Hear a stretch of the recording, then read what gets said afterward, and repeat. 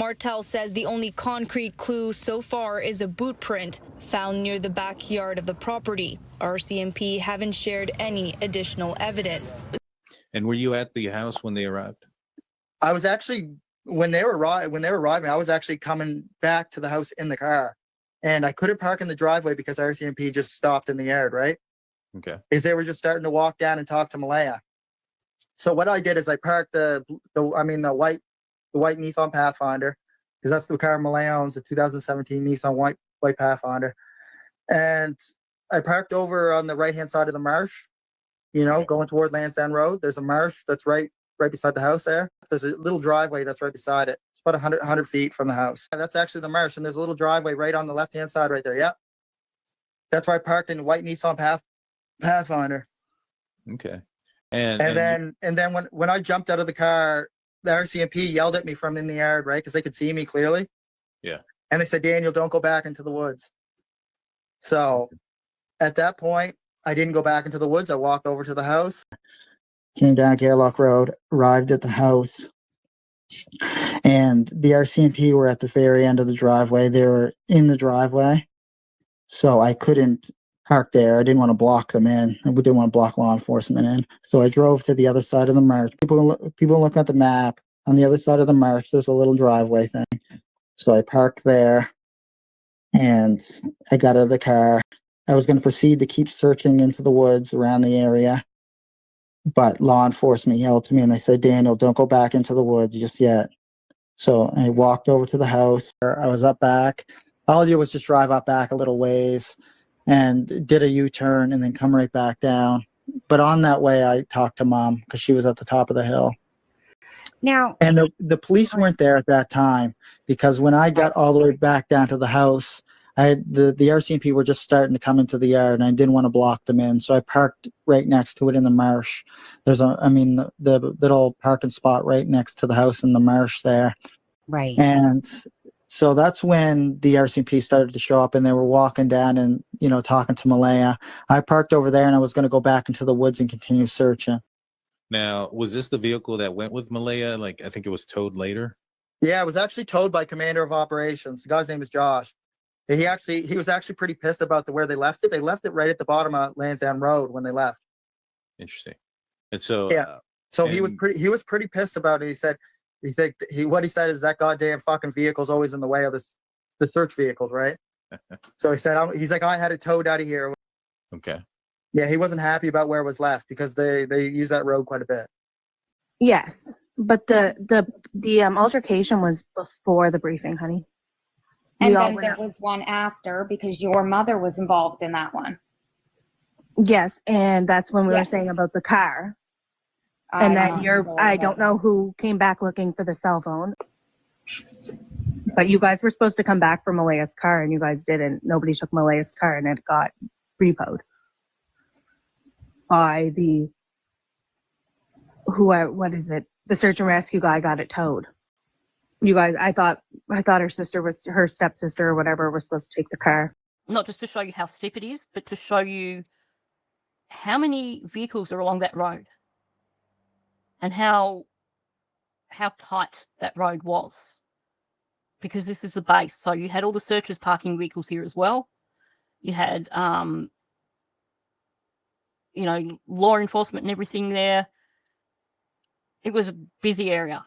So again, you can see how crowded it was, just vehicles everywhere. You can see there's not a lot of room to get past. Right there, and right there, on the right-hand side of the screen,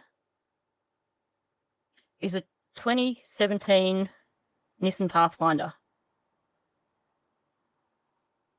And it's parked halfway across the freaking road. That looks like Malaya's vehicle. And it looks like it was parked. And we know Daniel drove it. So it looks like it was parked in a really inconvenient spot. But the way it's parked, if this is Malaya's vehicle, which it seems quite likely, it was in the way. And ironically, She wasn't the one that parked it there and put it in the way. It was him. Also, when he talks about how he's like, you know, whoever it was said to him, that damn car, it's always in the way. Daniel didn't give the keys to Cheryl or Haley. So if they were telling him that vehicle's in the way, he chose not to go and collect it and move it out of the way. He chose to leave it there in the middle of the road. So probably was the intention to put the plates on when they got home. What's interesting about that is, does that mean that there was no time? Does that mean that something happened not long after they got home? This is a clip that kept getting played over and over and over in the early footage. And again, bit of I Spy here. And this is how I knew that the vehicle that I showed in the last thing was Malaya's vehicle.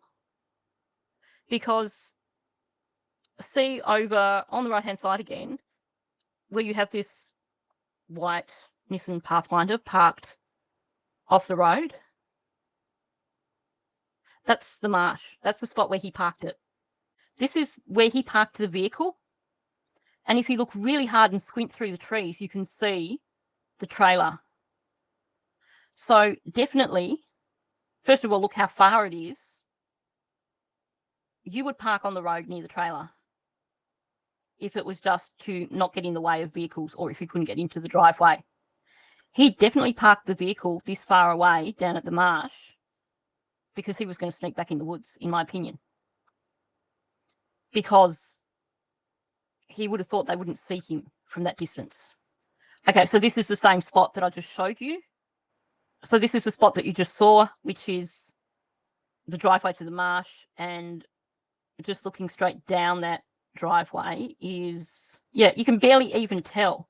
But where those trees are, that's where that little driveway is. So I think probably he couldn't get through because of that tree that's in the way. But you can see, if you park there, you can head for the woods pretty quickly and not be seen.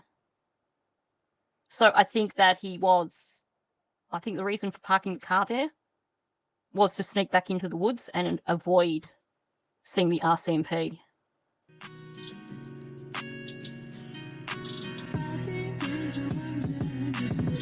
Give a fuck about me, 'cause